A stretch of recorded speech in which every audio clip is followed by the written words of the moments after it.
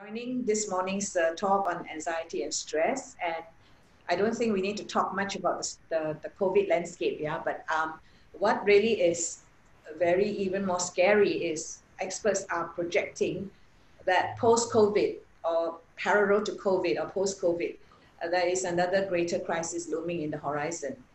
And this is the wave of clinical depression. With COVID-19, I think we are now in an unprecedented roller coaster of a myriad of stress. And some are very intense, fears of the economic downturn. Once our survival and security are threatened, I think we are at the end of the throes that are going to, impact us very significantly. These are very real fears.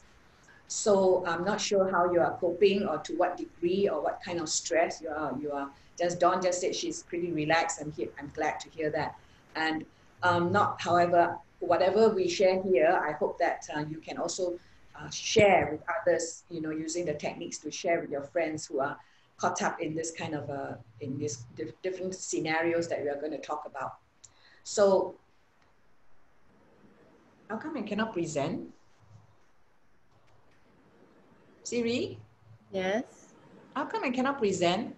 So you're in. Oh, I click. Okay. I was trying to do in my clicker. All right. I'm sorry. So yes. So in the midst of all this, let's say we ask ourselves, is there anything we can do? What can we do when all these fears are coming to attack us, our friends, our loved ones, our family, and we are caught in this roller coaster of anxiety and worry and fears? I tend to think that now, perhaps now more than any time before, is a time that we build up our emotional resilience. Now, some of us are emotionally resilient, right? Some of us have yet to learn to build emotional resilience. And emotional resilience, simply put, is the strength and the quality of your thoughts and your emotions. And once we become more emotionally resilient, we build up a kind of emotional immunity. And this immunity, like the physical immunity of our bodies, help us to guard us against certain sicknesses that come. Emotional resilience guard us as an emotional immunity. So when hard times come, challenges come, changes come, when we are more emotionally resilient, we can cope better. We have that weapon or the immunity within us to think out the challenges, to think out the changes, and not be caught in that roller coaster and then unmanaged.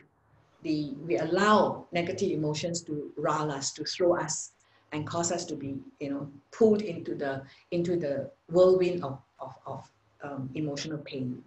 So today, Siri, I can't present. Okay. Today, in this about an hour presentation, and something wrong with my clicker, I think. We're going to look at 4 parts of the presentation. We're going to sketch some of the lifestyle changes and our work changes and how they are impacting our stress levels. And then we're going to look at the threats, how excessive stress threatens the wellness of our body, the wellness of our mind. And then we go as a preamble into the techniques. We're going to talk about the triggers to negative emotions and identifying what are some of these triggers. And of course, the last part are the techniques to help you relieve some of the stress. Now, again, this is a generic presentation. The common thread is that as stress begins in your mind, the alleviation of stress also begins in your mind.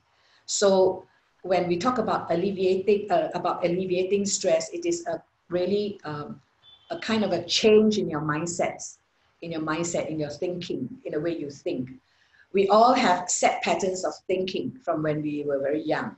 We were taught certain ways to think. From our experiences, from our education, from our life journeys, we have certain perceptions and certain habits of thinking. So those who have been through a lot of change in their lives. They have built up resilience on their way. They are totally more resilient than this group that has not been, so experienced, so maybe so educated. So we all have different mindsets. Now with COVID-19, we all have had to learn new habits, such as washing our hands more frequently, using sanitizers, social distancing. Now, all of that are represent habit changes. So we have had to change our habits. Now, changing habits, even especially thinking habits, is a challenge because we are creatures of habits. Once we've done it, it is very difficult. And looking at our age, some of us are more elderly. So when we encounter different opinion, different perceptions from let's say our elderlies. Some of us are living with elderlies and having to cope with the fears of the elderlies. It's sort of osmosized to us. And we don't understand them. Why do they have these kind of mindsets? So later when we go into negative thinking, we are going to understand a little bit. So whatever we are learning here really, ladies, really is a journey towards change. And I'm sure you have heard in the news that this is the new norm. Post-COVID is a new norm. So how do we as individuals gear up for this change in the new norm? So the first part, I'm going to talk about the life changes in the work-life balance. Now, these work-life balance, these changes in our work and in our lives, some of us are impacted by it, some of us are not. They were imposed on us pretty quickly. We were told to work at home, gear up your computers and you have to work at home. And then our children have to stop going to school and study from home, HBL, home-based learning. So all of these changes were imposed upon us very quickly. So we had no time to accept, we had no time to adjust, and we had no time to align. And these three facts in totality actually exacerbate our stress levels, right? So those of us who have had life traumas imposed on us, the stress is totally significantly exacerbated. So we're going to look at some scenarios of the work-life changes. Like the first one is working from home. I'm not sure any of you are, I know some of you are really already like from working from home and you are not impacted by this. But if you have friends who are impacted by this, do share with them what we are sharing today. Going to work is actually a kind of a structure and a routine, right? We know that we go and pick up our Starbucks or a fruit smoothie in the lobby. We go up to our office office. We go to the pantry. We chat with our friends, and those are actually all our routines and structures. And routines and structures are very useful because they are kind of a combating stress, right? Working from home, immediately you have lost this structure and routine. Another thing you have lost is you've lost your personal space. You're sharing space now, like this man, he's sharing the living room perhaps with his kids, perhaps with his spouse, right? And again, that space in the cubicle, or some of us have a room in the office, that is our privacy. That's our identity, so to say. That's our turf, our domain. When you work at home, you are sharing the domain with, say, other people. One of my friends has an office cubicle, has an office room, but now she's sharing her workplace with 7 people in the house. So it's a significant stress environment. It could be noisy, it could be crowded, it could be inconvenient, right? So those are the physical aspects of moving from office to home. And then more dangerously is that your timelines are totally blurred. In the office, you have a disconnect time. You have an unplugged time when it's lunchtime, when it's a tea break, and at 5:30, well, maybe some of us work late, but you know that 6:37 is time to lock out. And then you plan your dinner and then you go home. So that change of environment is actually another symbolic of routine and structure. So working at home, your 7/24 is really blurred out. You don't have the disconnect, and that can add to your stress. Also, the other point is the high dependency on device. You are on the device when you're working, you're Zooming with meetings, and then you're on device for your social time. And so this high dependency on devices can add to your stress. The other aspect of working from home is you suddenly take on additional responsibilities. For example, Siri was sharing, she's got 3 young kids in the house, right? And on top of her own work. So the whole and horizon looks like there's lots of disruption, there's lots of distractions. So the tendency is for you to multitask. And if you're working at home, seriously working at home, and your boss calling for meetings, and you have, some of the tasks that the corporate is facing now is business continuity, head chopping, and those are very severe, requires a lot of your mental discipline.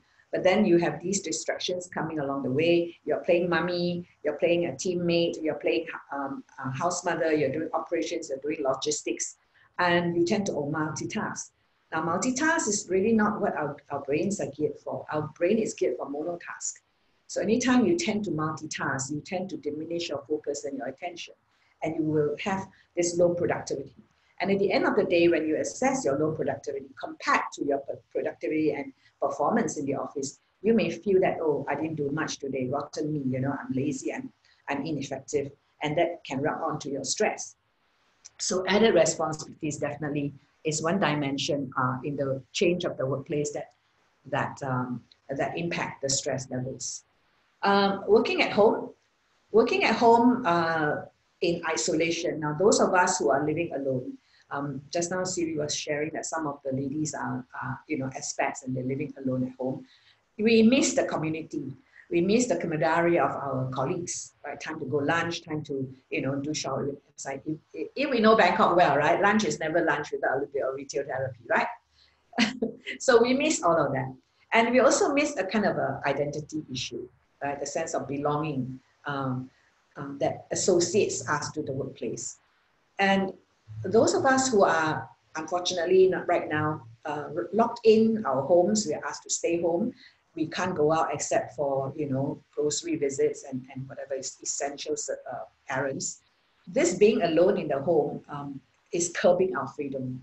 And as human beings, we don't like our freedom to be curbed. That's one of our psychological needs, to be free.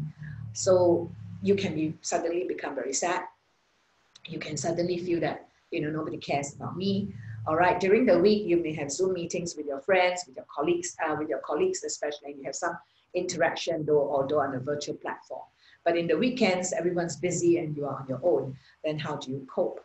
Right? There are some of us in Singapore, especially when my clients ask for a talk, they want me to emphasize quite a bit on this. So I'm sharing quite a bit of this with you, though it may not apply to you, but do share with others. This is a time when we reach out to others whom we think are in this kind of scenarios, whom we think may have been impacted by these work and lifestyle changes. So do share about this, all right, to your friends.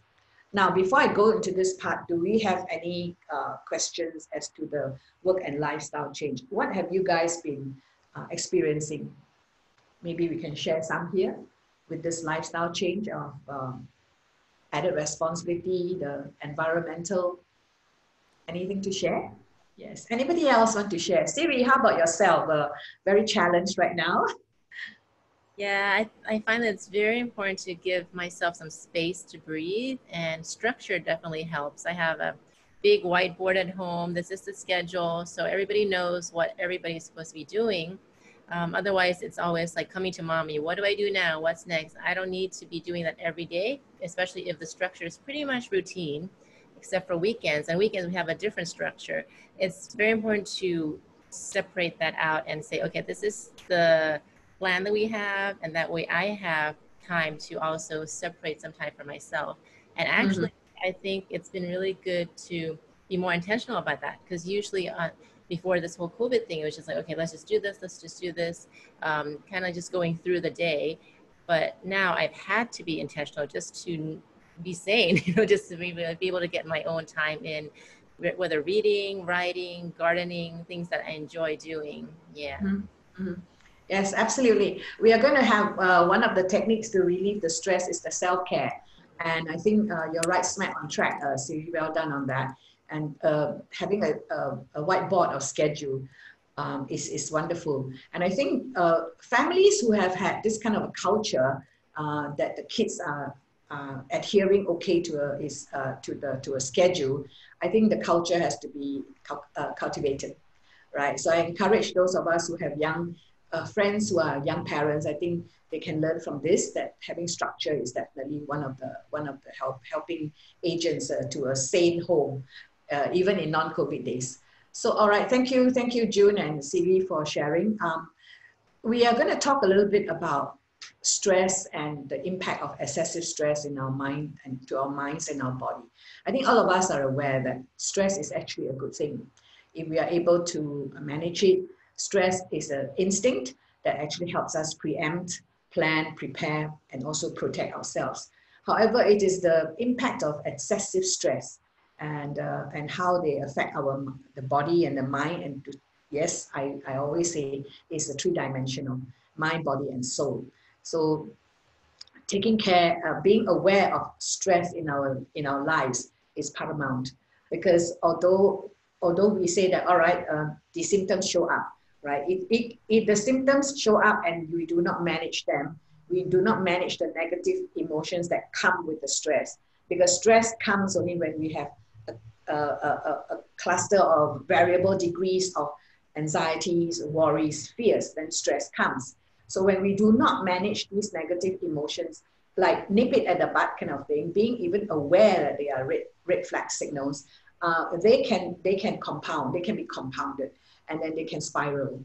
And that's the beginning of depressive mindsets, depressive minds. And again, it can escalate to depression. So at this season, when we know that there's an impending wave of clinical depression, whether maybe not us directly, but people we love, people we know, equipping ourselves with this kind of information is very important. We need to be on the lookout. If we see these manifestations in the people we love, then I think with the information we have, then we are equipped to help others. So this is a time when we need to be aware of ourselves, how emotionally resilient we are, how emotionally balanced we are, and also among our community, our friends, and the way we interpersonally relate with them. How do we extend?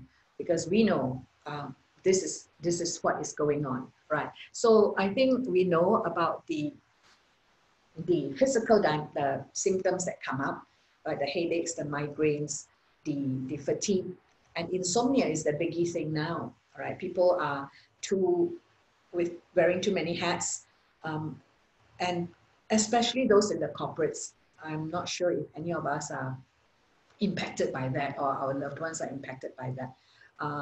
It's intense stress right now, because in the workplace, if you're senior position, then you have a lot of challenges, all right? The business continuity, the head chopping, the after COVID market.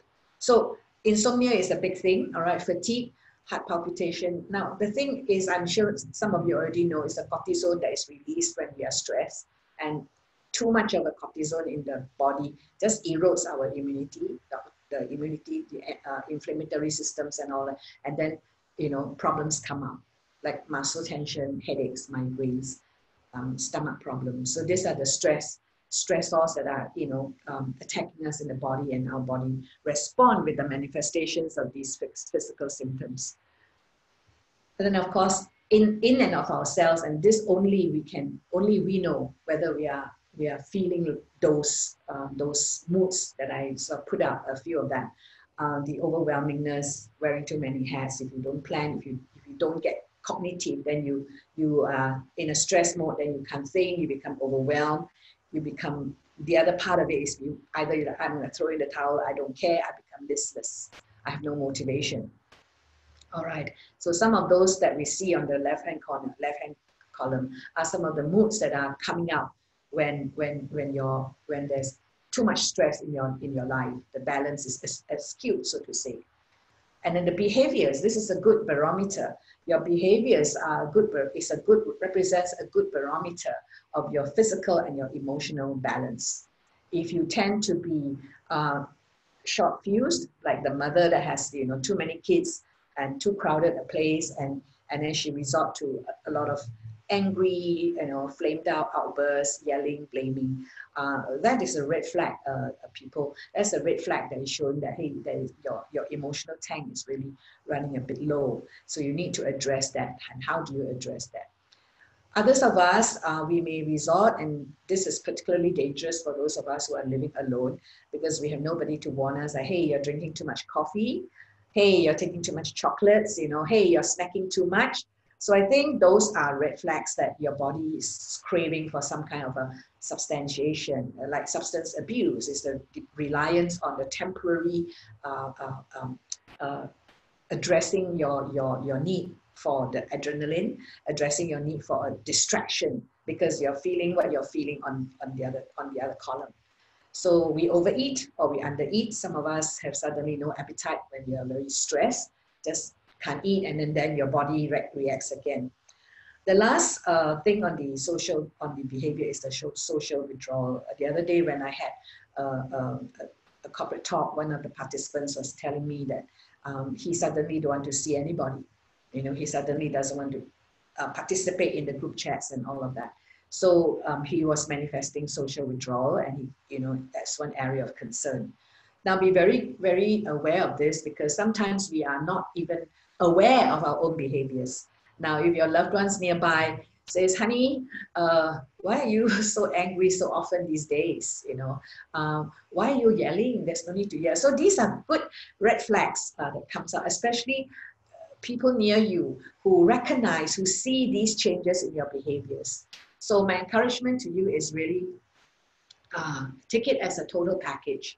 Your wellness is your body, your emotions, and your emotions and your spiritual. For those of us who has a faith, the three-dimensional is integration is very important.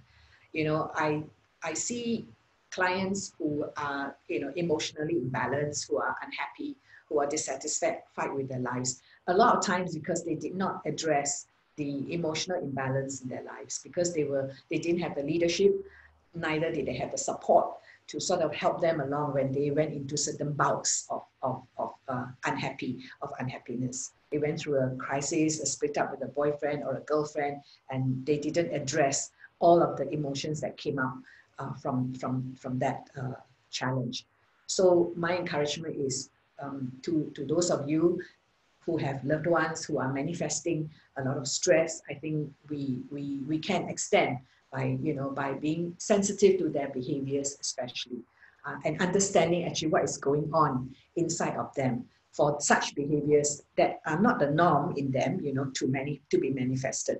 So that is the total wellness that we want to talk about before. And as we go into the relievers, we are going to talk about how the relievers can actually bring your anxiety levels down. How certain things we do actually allows the body to generate or release feel-good hormones to counteract the bad hormone that is cortisol, the stress hormone that's cortisol.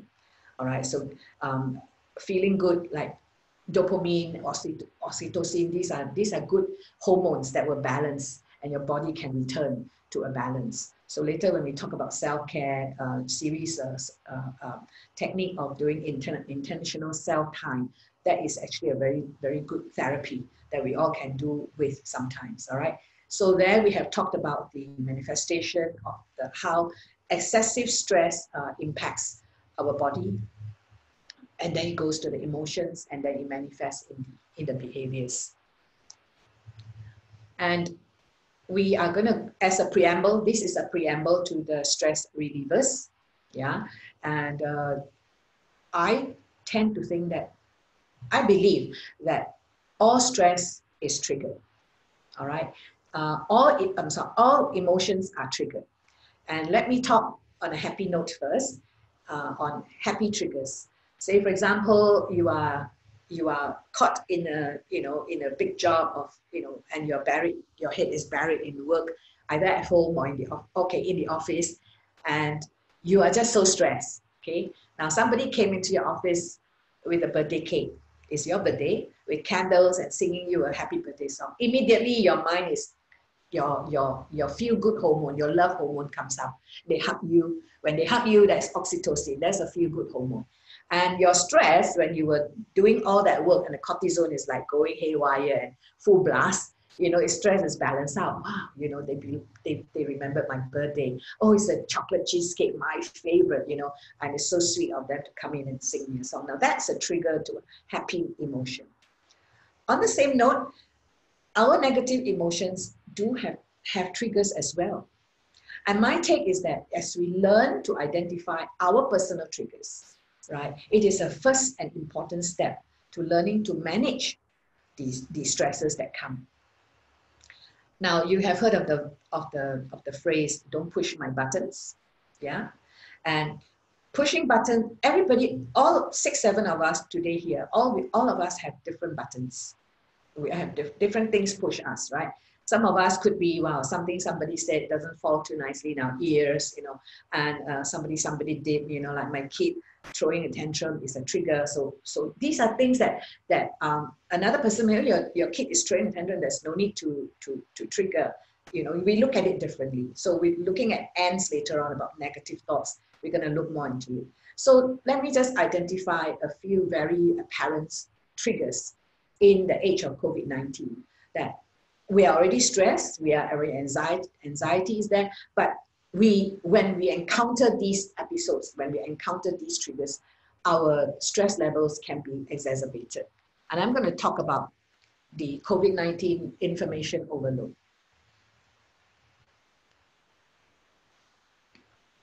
What are we getting now is an onslaught, almost 724, and rightly so, because this is a global epidemic and it has never been like this before. So it is a newsy item. It's a very newsy item. No media is not any media is not paying attention to this topic, but we are on the receiving end. And media being media, that's what they are there to do. And whatever we are seeing of the COVID information overload are these pictures. Now, these are not pretty pictures. These are pretty horrific, frightening pictures, right? And when you're already fragile or sensitive, and you watch on the news, and you get this, your mom or your old aunt, you know, the fear comes out. The fear comes out, right? And when we have too much of this, when there's an onslaught of it, we receive news not just from the TV or the newspaper, but on our devices, on Facebook, or on Instagram, we are seeing all this onslaught. Now be very, let's be frank about it. Some of these news are worth following because yes, we want to keep abreast with whatever is going on. We want to know what the numbers are escalating, is the curve panning off or what, right? And if the numbers suddenly escalate, like last week when Singapore numbers were escalating, we were so panicky, right? What happened? So when we have this onslaught of news, we need to learn that, do we want to zap our energy? Do we want to zap our time with too much of these news? Now, if you're emotionally resilient, fine, you can discern, you can filter, kudos to you. But what about those who are not, who are more fragile emotionally, mentally, right? The news is coming from media, the news is coming from your chat groups, right? Now, all these clips that people send you, let's be frank about it. Some is to inform you, good intention. Some is to entertain you. Some are just funny to entertain you, and some are just to encourage you. And they all have good intention. But if you have too much of it, it can really, you know, be counter-effective. So psychologists have researched that when there's something bad happening, and COVID is not just bad, COVID is horrific, COVID is intense, COVID is scary. When things like that are happening and you watch too much of it, you see too much of it, you're caught into this roller coaster of news on 724, you can, if you're not so emotionally strong, you can get pulled in. Will this happen to me? You know, this is scary. Will this happen to me? Look at the woman in quarantine. What, I'm locked in. You know, this is scary. So again, if this triggers you or anybody you know in your family, then I would suggest you consider your media diet. And I would strongly suggest not looking at these news just before bedtime. It's the same like you don't want to watch a scary horror movie before you go to bed. That is the after effect of these images in your mind, right? So this is one significant trigger in the COVID-19 landscape that can really exacerbate our stress and our fear. And I want to share with you now this acronym of HALT. Now, imagine all of us have a tank. Imagine all of us have a tank in us. And this, I would like to metaphorize it and say it's an emotional tank, right? The emotional tank here can be full, it can be running on empty, all right? And if you are charged up, right? That's why we go for retreats and we like we say we want to have quiet time, is to recharge our emotional tank, like an emotional battery. But look at these 4 pictures, and we just talked about the impact of stress in our work and lifestyle changes. They're adding more stress. So our emotional battery is getting zapped down more, zapped away more and more and more. What is HALT? HALT is an easy to remember acronym, so be kind to ourselves and try to remember this concept of HALT. HALT stands for a state of being, a combined state of being when we are hungry, when we are angry, when we are lonely, or when we are tired. Now, these 4 states of mind can trigger stress. Play back one of the scenarios you have had recently when you were stressed. Were you hungry? Were you angry with something or someone? Were you lonely or were you tired? So this is a psychosomatic, i.e. the body and the mind combination of stressors that can pull us down, can cause our battery to run on empty. So no wonder we are short-fused. No wonder we are, we can't give to the child that wants our attention when we are at work, right? We can't fight the loneliness thoughts, lonely thoughts when they come, because we are running on empty. Now the hungry and the tired, I would say it is easy to address because we are all adults, we are all educated people. We know how to take care of our body. We know how to take care of our food, our hours of sleep. Now imagine if we are overworked and we're hungry and we're tired, and then the boss imposed a deadline, unreasonable deadline on us. Our battery is already running low on the physical dimension, right? And if you're angry and lonely, this is the psychological dimension. Now you combine all of that 4, do you think you can be a very nice person? Right. So these are stressors that we need to be sensitive to, ladies, because we want to have a balanced battery. We cannot have an overflowing battery and give, right? It is almost impossible. But we want to be aware. As I like this metaphor very much, that our battery, our emotional tank, our emotional battery can actually sometimes run very low when people make too many demands from us, when there's too many disruptions, when there's too many distractions, our energy is zapped. It's not just your physical energy, it's your emotional energy as well, right? So I recently gave a talk to a group of women caregivers, and they were already, their lifestyle is already very, very stressed because some of them are caring for sick brother, sick elderly, sick mother, and one has a dementia husband. So they are already very stressed. Then lump on that is the COVID-19 stress. There you go, it's exploding, right? So again, helping these ladies to address these 4 dimensions. Which dimension can I address? Can I take care of? Okay, I can take care of my food. I can take care of my bedtime. All right, the loneliness and the anger, that one needs a little bit more work.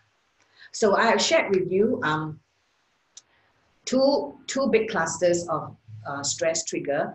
Would we like to talk a little bit about what particularly you think are your buttons that cause you to? Sorry. Okay, let's go on. Yeah, let's go on. So we are coming into the parts and the techniques now. I'm going to leave you with several techniques to see if you could apply in your lifestyle, make some changes in your schedule. But I want to start first with the ants in automatic negative thoughts, right? And in 2005, the National Science Center in the US revealed a finding. And this finding was that we think something like 12,000 to 50,000 thoughts per day. That's quite unbelievable, right? But do you know what's the sad part? The sad part is about 80% of these thoughts are negative. Now, isn't that sad? They're useless, they're unimportant, they're just trivial thoughts, and a fair bit of them, 80%, are negative thoughts. Then you ask yourself, how come so? I don't think negative thoughts, all right? So again, this is for the not so emotionally or mentally resilient people. These are automatic negative thoughts, right? Because people, we are wired for negativity, right? The fact that we are wired for negativity, we tend to respond, right? The last bullet say we respond more strongly to negative remarks, circumstances, and people than we do positive ones. We respond more strongly to negative events than to equally positive ones. And the real whammer is the traumatic experiences more than the positive ones. So play back a time when you heard somebody say something not so nice to you, all right? Or an encounter where somebody did something not nice to you. You see, so play back that, and you know that in that scenario, those words said in a certain manner or certain mode, maybe not so gracious, will be imprinted into your mind for a pretty long time, right? So, and because we are wired for negativity, we tend to dwell on those not so nice things that people do to us, and we tend to forget the positive things that have happened to us. So a boss that told his secretary or his staff off one time is labeled, he's horrible, he's unreasonable. But of course, there are times when he continues to do that, and yes, it's justifiable. You can term him as an unreasonable, very nasty boss. But by and large, we tend to play back in your mind. We tend to remember these negative words, these negative events, more so than the positive ones. Now, traumatic experiences leaves a very strong imprint in our minds. I share with you my personal experience. When I was about 5 or 6, somebody threw a fluffy dog at me. And it didn't bite me, but I was so traumatized. My mom later told me I cried for about 4 hours till I was blue in the face. And, from then on, I had this terrific fear of dogs. And as I grew, my friends could not empathize with me, could not understand, well, what's wrong with you? It's just a dog. But that memory of fear is so imprinted in my mind. I never got rid of it until I was really like only a couple, I think about 6, 7 years ago. I had to visit my grandnephew and Justin, and he has a dog. And then that's where I learned about neuroplasticity. You can learn to overcome your fears. And now I am better with dogs, but I'm wonderful with Shiro. So Shiro actually is the one that helped me overcome. So what I'm trying, when I share this with you, is that it could be a traumatic experience. It could be a divorce. It could be a death in the family. It could be betrayal of some kind with friends. But that pain, that fear of being betrayed again, or thrown by a fluffy dog thrown at you again, is imprinted in your emotional part of your brain. And it stays there unless you negate it. You negate it by twisting it around, by playing it as I did. Because how I got over the fact was that I had to stay with Justin every time I come down to Singapore when I was in Bangkok. And I was like, I have to overcome this fear. So I had them send pictures of Shiro to me. And I was looking at the picture and I was doing my psychoanalyzing. It is a dog, for goodness sake, it's just a dog. So then when I went, and they had to hold the dog in a little area, and then slowly I got more closer and closer to her. And now, hallelujah, I can pet her. I can pet Shiro now. So people, your brain is circuited such that you can change your emotions. You can overcome your fears. Right? God gave us a brain, all right, to be able to be plastic, to be able to gear ourselves up, to be building up that emotional resilience, right, to overcome fears. So traumatic experiences do imprint a stronger mark in our brain, in our minds, because we fear that that thing is going to happen to us again. So that fear, so a divorced woman or a divorced man will fear to have relationships because he or she will fear the betrayal. right? So this is how our brain is circuited. So what do we do when negative thoughts come, and especially when we are stressed, when we're in a fear environment, when we look at the COVID numbers, when we look at the COVID pictures, when we are locked down, when our freedom is curbed, all right, all the more we are, you know, riled into or roller coaster into this whole emotional thinking brain. And what comes out are a few what we call dysfunctional thought patterns. All right. Now the dysfunctional thought patterns, there are about 10 or 12 of these dysfunctional thought patterns. It again is pertinent to some of us. Some of us don't think that way, but some of us do.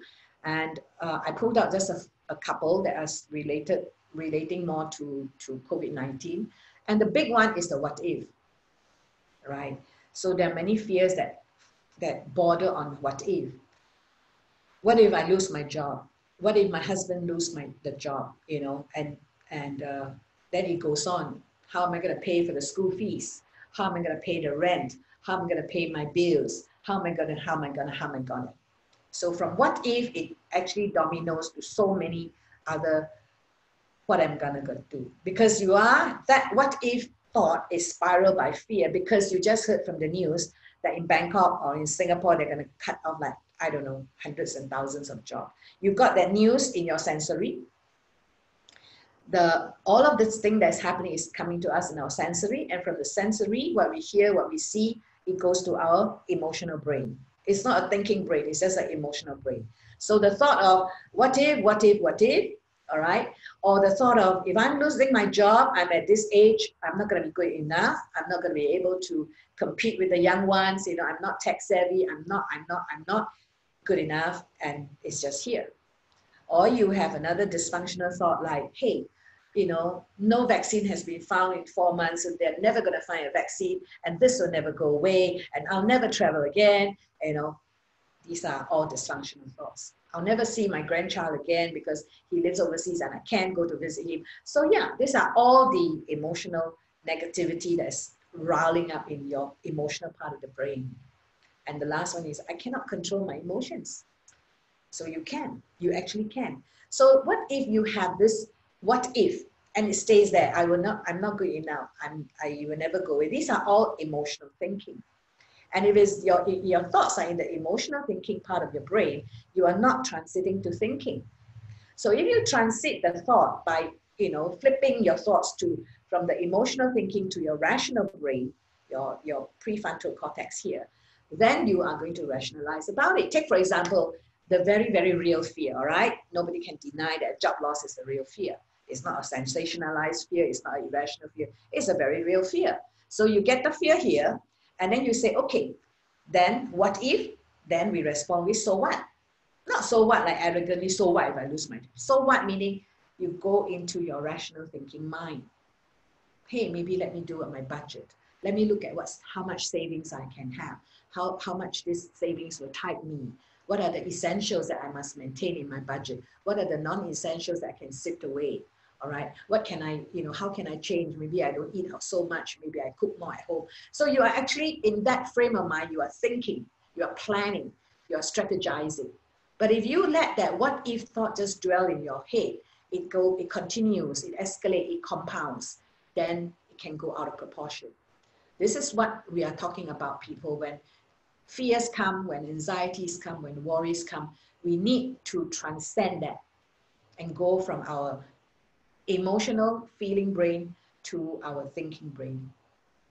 And so the saying says, it's not the event that rattles you or rile you. It is how you respond to the event that shows you how emotionally resilient you are. And indeed, you need to work on your emotional resilience. So I help my clients with this cognitive therapy, behavior therapy, to flip the feeling to the thinking, and how they can change their behavior. Instead of moping and crying, she probably will, you know, be more cognitive and plan out the what if. And then the what if will slowly dissipate. And she was like, okay, so what? So what must I do? Right? So this is what we are going to talk about, this therapy of flipping. Right? So when you have a negative thought that comes to your mind, recognize it. This is emotional resilience, people, in the making. It is a process. It is a habit that you need to learn. You recognize it, you challenge it, you evaluate it, and you adjust it to a new perspective, and then you try to replace it. So the acronym I'm using is AND for automatic negative thought. Flip it to a PAT, which is a positive affirming thought. So these are little techniques that you can adapt into your lifestyle, into your thinking, into not your lifestyle, into your thinking pattern, and flip the negative thoughts that come. So we see many different behaviors with COVID-19. I'm not sure whether you had panic. Did you have panic toilet roll buying in Bangkok? No, not at all. I mean, we're the. Did you have panic buying at all in Bangkok? Did you have panic? Did you see panic buying? Not really, because we have so many factories here. We're kind of like the kitchen of the world. We produce everything. But interestingly, there was panic buying for alcohol over the weekend. So that was interesting to see how many Thai people love their alcohol. Right. Yes. In Singapore, we had panic buying for toilet rolls. And I was giving this example to the corporate talks participants. And I was saying that there's really no rationality. It's all out of fear. And why do people fear not having toilet rolls? Right? Is the survival? Is their need basis? Is the hierarchy? So for example, it's so interesting. You say the need for alcohol is probably their fun need, all right, more than their survival need. So yeah, when Malaysia closed down the border, the people in Singapore were totally panicking because a lot of our food supplies comes from Malaysia. So we were like, oh my goodness, no more rice, no more noodles, no more greens, and then it was a lot of panic buying. So that is a good example of people thinking on their fear paradigm. Okay, how about this concept? Does it resonate with any of you? More responsibilities, we are suddenly thrown in a scenario where we have more distractions, we have more things to do, we have more things to think about, right? And our 7/24 energy and time is just spread out too thin. So how do we bring that focus back to where creating a domain where we are, okay, this is within my control. This is where I'm going to focus my time, my energy, and my time and my energy, right? So let's look at your stress overload. I just talked about it. Wearing too many hats, right? Distractions, disruptions, not enough time in the day, zapped of your energy. What can we do? I'm applying this teaching called the 3 circles from Stephen Covey, 7 Habits of Highly Effective People. I teach this when I do time management, and I thought it is a good concept to introduce as a stress reliever when you have too many things to do. Do you see this big circle, the red big circle outside? There are many things that you are concerned about, and you spend time dwelling on them. For example, the COVID-19 numbers. You're concerned about the numbers. You're concerned about all the measures the government is kicking in to control COVID-19. So you're concerned, rightly so. We are concerned, but is there anything that you can do about it? So talk about the information overload. You are listening too much to the news. You are watching too much of the TV. You're spending a lot of time on the screen. Is there anything you can do about that? Nothing, right? So all of the issues and whatever matters that is in the big red circle, maybe you would like to pull away some and come into a smaller circle, i.e. the green circle. Now the green circle is the circle of issues where you're concerned, but you have some degree of influence. Take for example, in your red circle, you are concerned about the health of your children, the safety of your family members. You're concerned.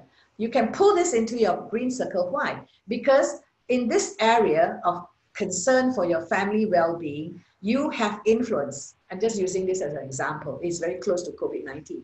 So you have the influence. What is your influence as a mom, as a homemaker, or as a daughter? You go buy the sanitizers. You remind your old mom to wash her hands if she goes out. You tell your old mom to do social distancing. This is the influence you have over your friends, over your family, right? Because you're concerned, so you put it into your, when you buy the hand sanitizers, right? You prepare the mask and all of that. So that's in your circle of influence.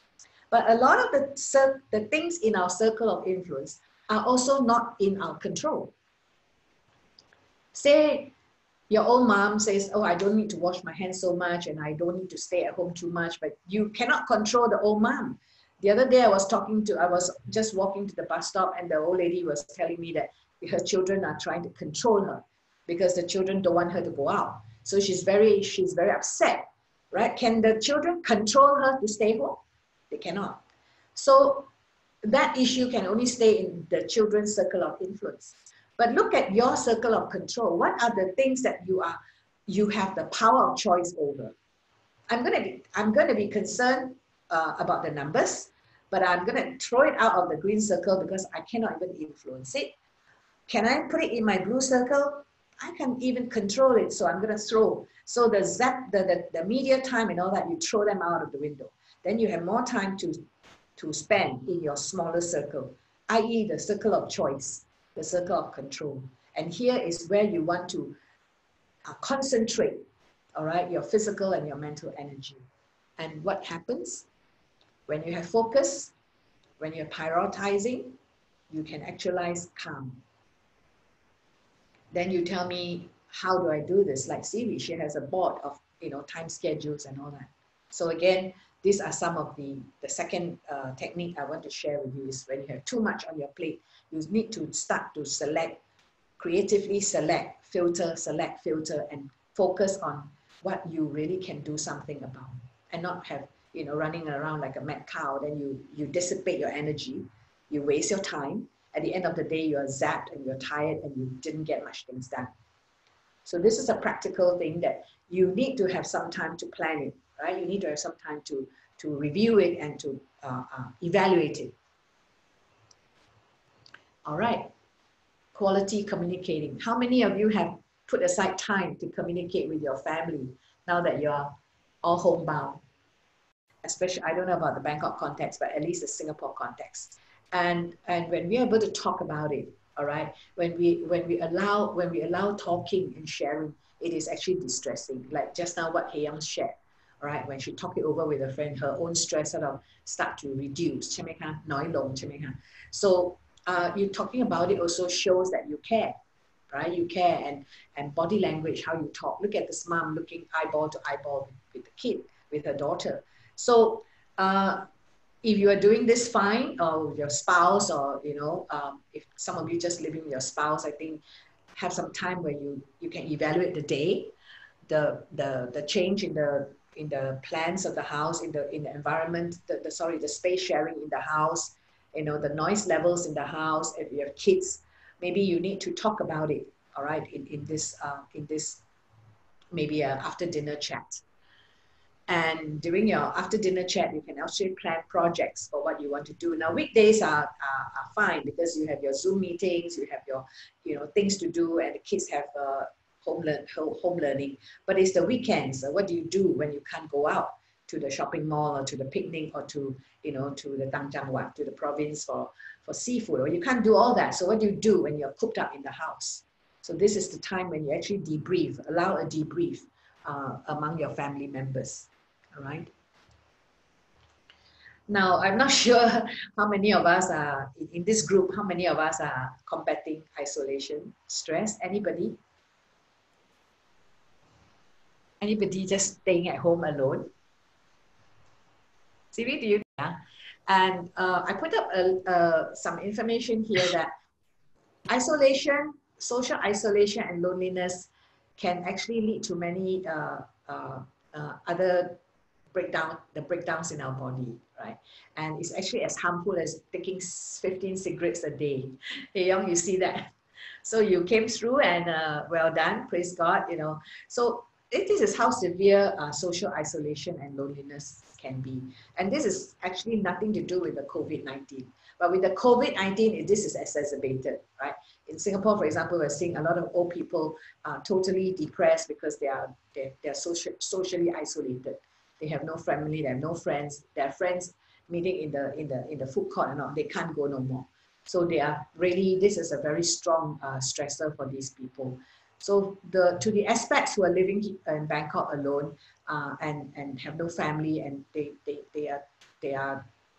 have how to say, they are thrown into this new experience of no social interaction. Now, those friends of yours who have high social content in their lives, they're very used to having the Friday night dinner hangouts with their friends, or their after office drinks. Now, those people with high social content, right, they will be particularly vulnerable to this kind of stress, isolation stress. And like again, sharing what expanding on what CV has said, is to have some kind of a structure and routine. So here, it is good if you are able to set up a routine for yourself, because routine and structure anchor us down. In the midst of all the uncertainty, this is my certainty for the day. So the certainty is like, I need to get up at 8, I have to shower and have my breakfast by 9, and then you have a timeline, you have a structure, you have a routine. And that actually helps you to cover all the important things you need to do. Time to work, even time to eat, right? And time to have fun. So just now we talked, when we move from the office to the workplace, right? All the lines are blurred. Oh, we usually have a tea break at 10:30. Now we work through that 10:30. We usually have a tea break a lunch break at 12, but no, I'm not hungry yet, so I don't eat. So you don't have the break, you don't have the disconnect, you don't have the unplug, which is so important for your mind. Yeah. So it helps us to cope with change, and it helps us to reduce a fair bit our levels, our stress levels. So working from home doesn't mean that, oh, I don't need to commute, so I can wake up at 9, right? So by doing that, you're already upsetting your schedule.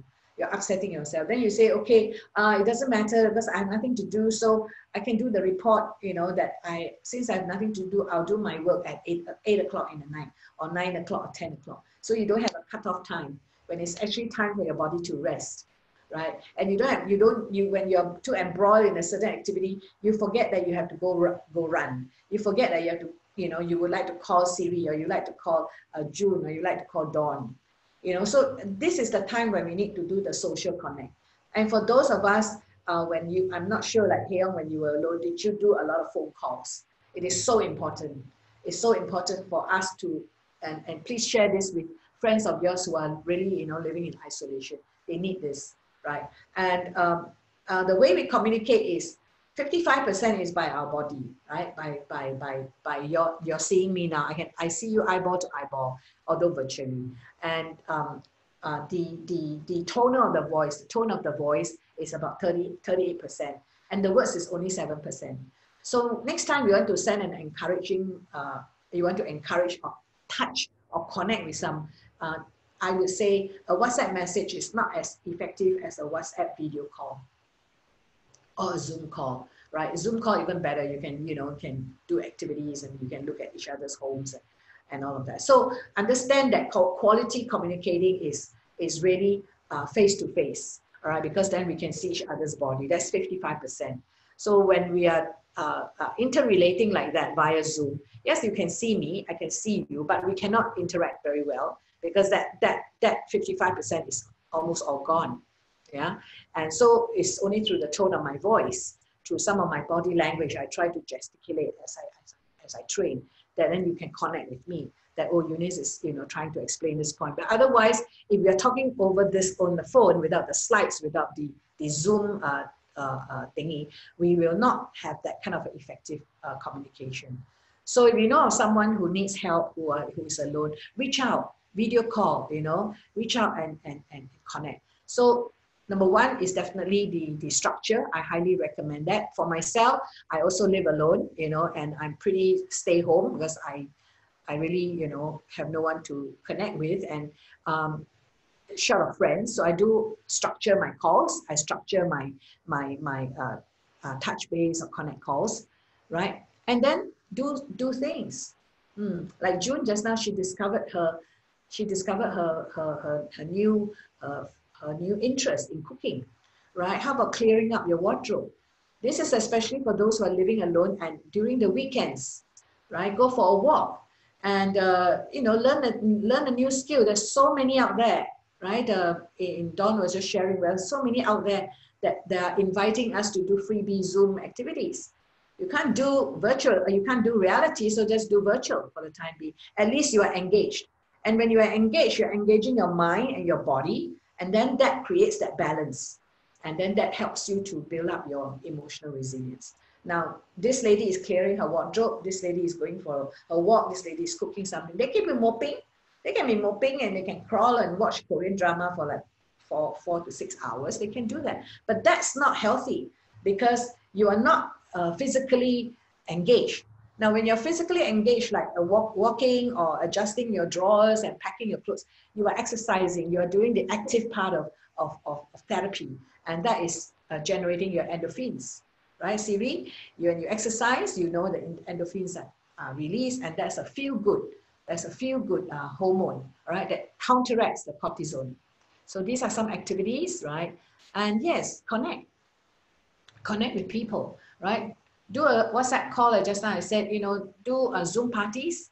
Now there's so many, happy birthday by Zoom. You can Zoom your relatives far away, especially old folks. I encourage you to really spend more time connecting with the old people. They really need your love and your patience and your compassion right now. So with Zoom parties, you can do, I hear of today is Red T-shirt day. Siri, your son had a different sleep-in thingy, right? Spirit Day, so Spirit Week for ICS. Usually that's when they kick off the season of sports. So they had virtual Spirit Day where all the kids the same way each day, Monday to Friday. Yes.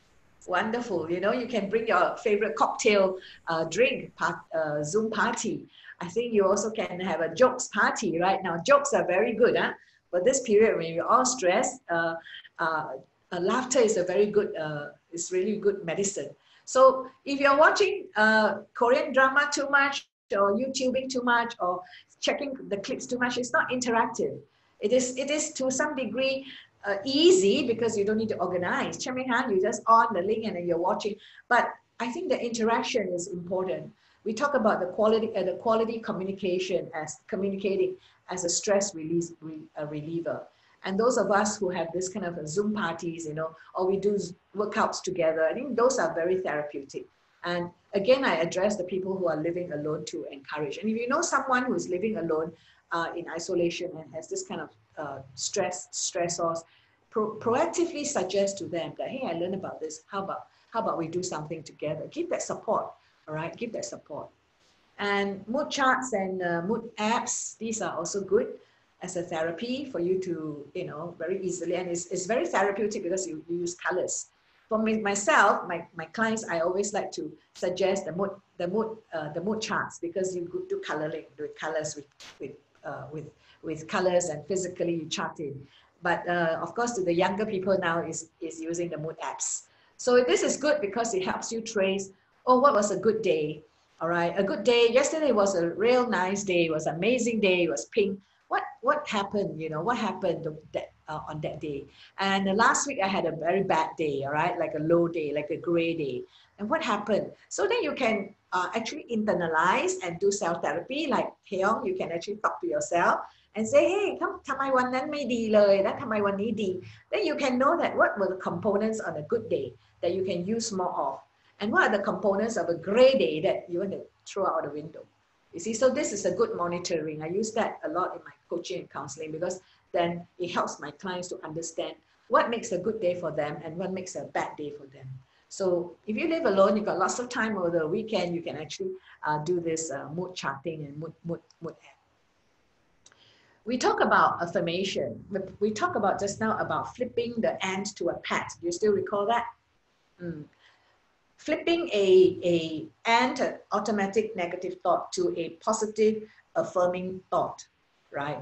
This is one of the therapies I also use with my clients, and that is affirming yourself, right? You affirm yourself because sometimes when we are down, like Heyong, all alone in a small little room, and she can actually spiral into very negative thinking, right?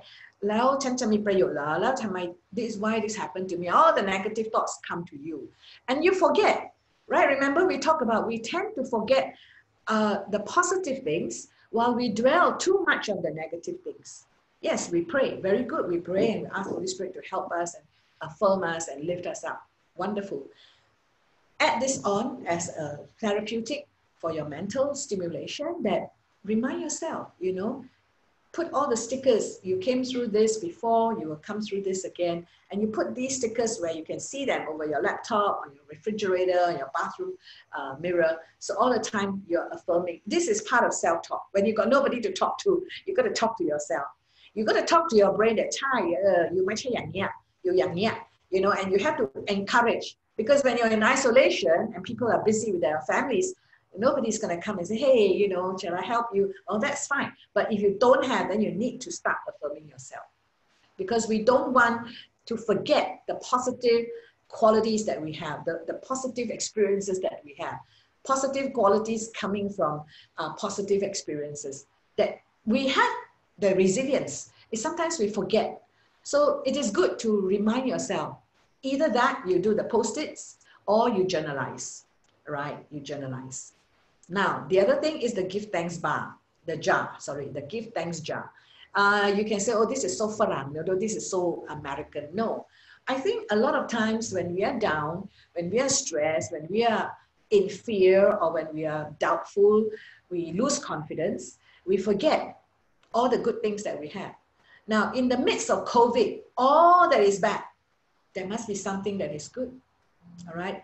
Give thanks, meaning you write little post-its, you put it in your give thanks jar, right? This is one concept that you can use with families, or you can use if you're alone. But this is a very good reminder to be grateful. And gratitude is a stress reliever. Gratitude is a PAT, it's a PAT, and it stomps the end when you are feeling negative. And then you put a little bit of time aside, you go into giving thanks mode, you go into self-affirming mode, or you go into journalizing. I prefer the post-its and the jar, because there's colors again, right? And I don't need to write. Some of us write journals on our computer. That is against screen time. But then when you can dribble a little bit, draw a little bit heart, draw emoticons in your post-its, all that is really uplifting, self-lifting, you know, lifting up your spirit, so to say. And the last part is self-care. I'm not sure how many of us, like Siri, she said, I like the word she used, intentional. How many of us, in fact, intentionally set aside time for self-care? Now, self-care is, yes, the key word is actually what Siri used, intentional, scheduled, all right? Enjoying what you do, like potting her plants, right? Like reading a book. It's something you take care to take care of yourself. And it fuels you physically, emotionally, and spiritually. Now, some of you say, I had a question, say, oh, Eunice, where do I have the time? You know, and my kids are all over the place. How can I do this? You know, I said to her, I said, if you have a fever, you take a Panadol or a Tylenol, and you tell your kid, mommy has a fever, mommy's gonna take a nap, do you feel guilty?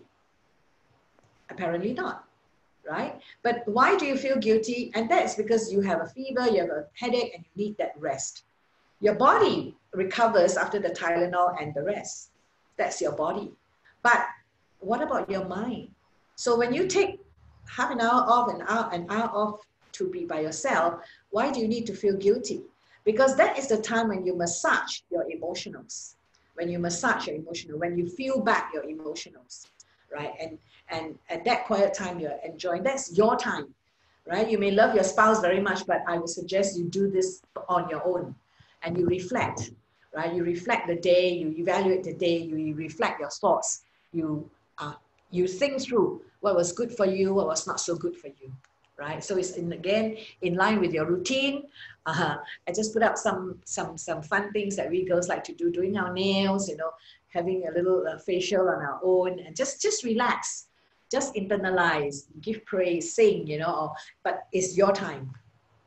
Okay, so basically these are some ideas, walking your dog.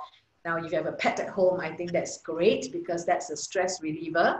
A huge stress reliever is just just spending time frolicking with your dog if you have one, petting her, you know. And I think that is all, because when you are petting, you're massaging, your oxytocin is coming all up, your love hormone is coming up, and that will sort of dissipate, bring down your stress levels. So ladies, that's the end of our talk. We are at 1 hour 40 minutes, so we can still have a bit of time for sharing if you like. Yes.